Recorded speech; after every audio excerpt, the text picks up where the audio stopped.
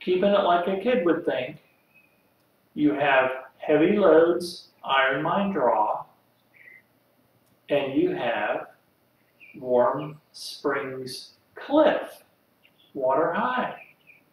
I understand what you're saying. You're saying, no, that's stupid. It's water. If the Warm Springs are down here, that's just referring to the cliff. I know. But I'm just saying, maybe in Fenn's mind, he thought it was kind of a clever twist on the word or the title or the name, Warm Springs Cliff. Now, this is where it got a little interesting. I had figured all this out, and I had figured something else out too. But two things happened. I was then playing with Google Earth because I had found this, what I thought was rather incredible, heavy loads and water high thing. And I backed up Google Earth and I found a couple of things that struck me. One was that if you took the poem and said,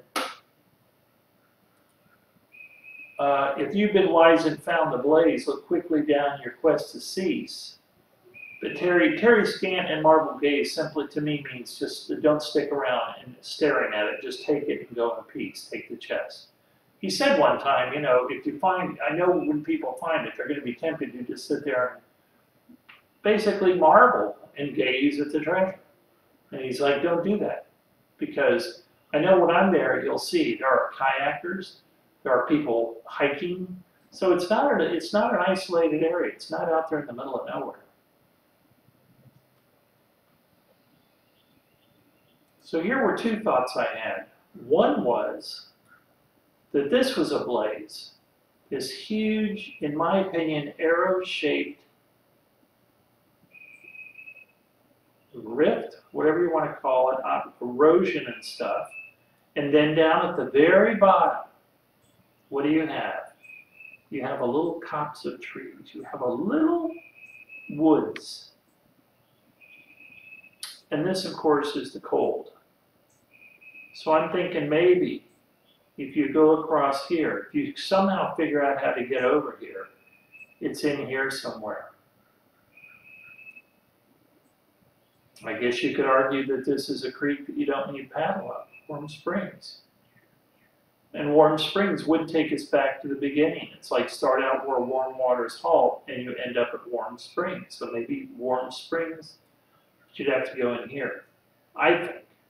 Or you'd have to figure out where in here the chest is, somewhere. Maybe it's behind trees, under trees, above ground. Here's, though, what I really got freaked out at. And some of you are just going to say, I don't see it. And some of you are probably going to go, wow, that's really cool. Maybe. I'm just looking around on Google Earth, just looking around, and I find what I see this rock, and even in 2D, it kind of threw me. Now the campground's just right here. This threw me a little bit. I saw that. I mean, it kind of almost looks like a bird.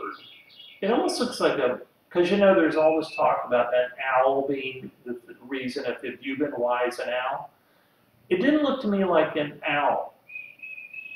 It looked to me like an eagle, and of course Fenn is, I assume, patriotic. He's kind of an enigma in that he's patriotic, but he's anti-government. He's anti-government, but he joined the service.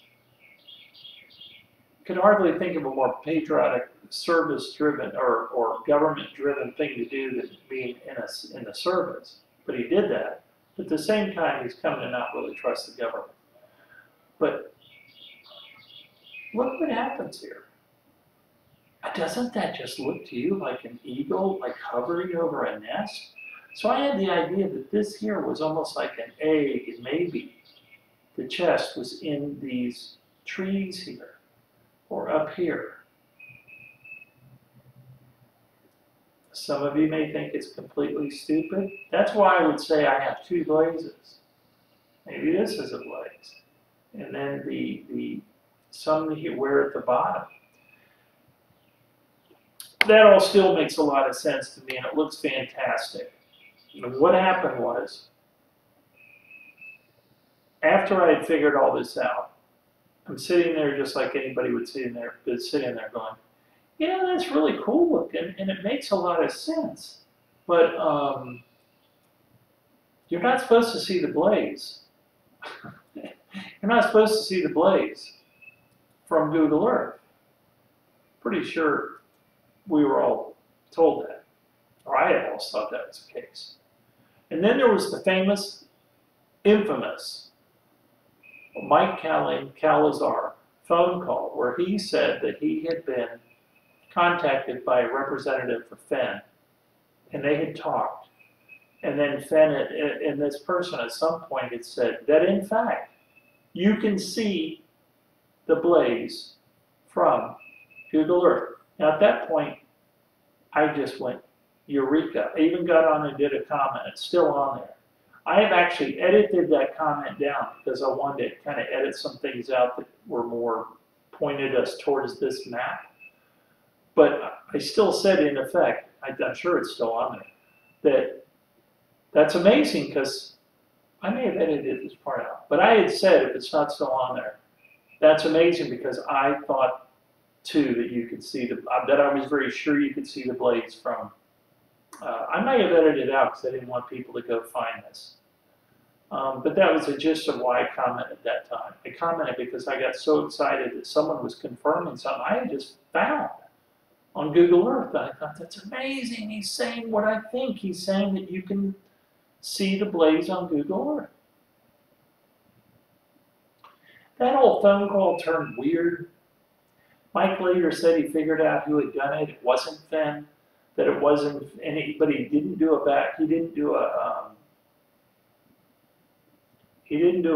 lookup of the number he had.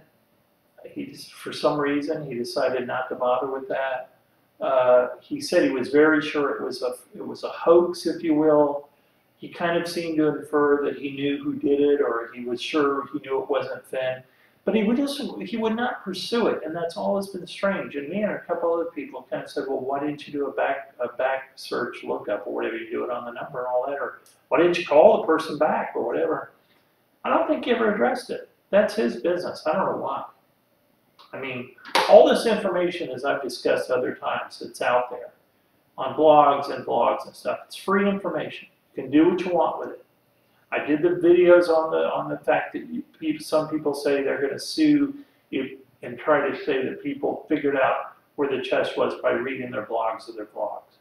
You can't do it, folks. It's free information. I mean, the finding the chest is going and getting the chest, and then Fenn gives you title to it. Nobody's going to be able to just kind of come bumbling in and say, well, I have a blog. They're just going to say, who are you? Get out of here. It doesn't really matter. You have to go find the chest. So anyway, whatever was going on with Mike, it really freaked me out that supposedly someone representing Fenn had said that. And even then when Mike said he had found out it was not true, the phone call was not a Fenn person, I still stuck to my claim that I just think this is pretty freaking cool. And I do. I still think that looks like an eagle. There's only one problem. You know where this doesn't look like an eagle? It doesn't really look like an eagle when you're down here, which is where I go on my video. It doesn't look like an eagle. I'll tell you something else. Although, on this side over here, there's this thing on the side over here that you'll see when I'm on ground level. It's like on the side of that crag, and it looks like an eagle's face. It's kind of dark, and it points down. All of that having been said, I thought that was kind of interesting, but all of that having been said, this whole thing hardly looks like an eagle hovering over like a nest or an egg. And there's a bigger issue. When I get down here, there's no way I can get over there. There's no way I can get over there as far as I can tell. At least when I was there, with the water.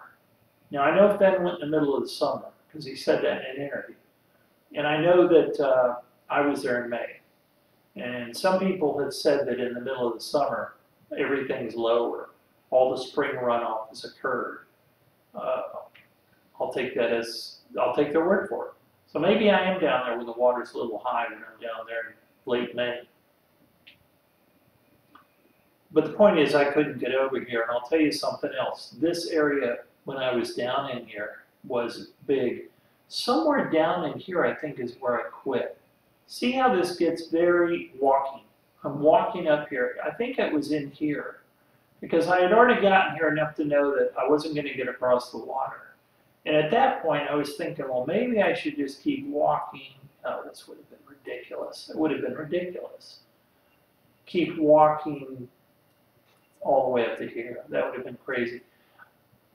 I also tried to approach this place through Sand Canyon, and here is Sand Canyon right here. So I was thinking, instead of coming up here and going to there, I could get down here and go to there. I found a group of 2 guys and a gal who were here. They were 45 minutes up the creek. They said they'd been hiking for 2 hours from Echo Park Campground. And here I am, we're probably in here somewhere. And I had come down, you'll see this in one of the videos, I had come down from up here. It's a long walk. It was another Vermilion Creek. And as usual, this is what I'm trying to say. These are my 2 main screw-ups. I keep overdoing things that Fenn would not do. I shouldn't even be down in here. I should have understood very quickly as I was walking down here at a certain point. You'll see it. It's dry, it's rocky, the whole 9 yards. I should have said, Fenn's not walking down here. He was 80 years old. He said it was not physically hazardous. It's a place that he went in and out, 2 times in one day. So in, out, in, out. That's like walking an hour and 15 minutes. 4 times in one afternoon, 80-year-old guy. It's not supposed to be this kind of countryside. And I don't know why I can't get that in my head. I just don't know why. I think this is such a fun thing to be doing, and certainly I would love to find the money, but I find the chase itself, as he has said, so kind of like a hobby, a fun, it's just fun trying to figure this out. But I'm more perplexed than ever, because what I did was I made 2 big mistakes. I was looking for things in places Fenn. I mean, if you think you can't hike there, Fenn 4 times or 2 times and then back 2 times, I mean, what the hell is he doing with this? You know what I mean? The only thing that would make any sense would be he's in a boat. But even so, if you get down to, for instance, Iron Mine Draw, do you think that these trees at the bottom of this big arrowhead, if you perceive it to look like an arrowhead, that's still a lot of trees. That's still a lot of stuff to look for that box. Remember when we did the thing in the park? I mean, here's 100 feet down here to show you 100 feet. So from here to here is, what, a 1/5 of a mile? This is a lot of land. This is a lot of land, even if you thought these trees were it. You're in there looking for that.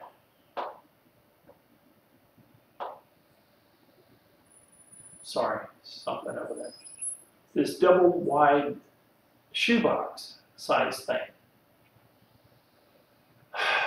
So 2 things completely out of whack for the way I did this, even though I still think the clues are incredible. The scale was not doable. When I got down here to the eagle, the hovering eagle area, and I was standing right, I think I was in this area here. And this looks small, right? This doesn't look like a lot to go across right here, right? That's a big expanse of water. You'll see it in the video. And the same thing here. Now this, of course, is very much more narrow. But, I mean, very much more narrow. And very shallow, because you have the rapids that you could, it looks like you could easily walk across. But still, I'm telling you, that right there is, okay, so that right there is you're walking at its narrowest, maybe 100 feet across. And it's pretty fast moving water. I did not get to this particular area. It's pretty fast moving water. You can see in this photo.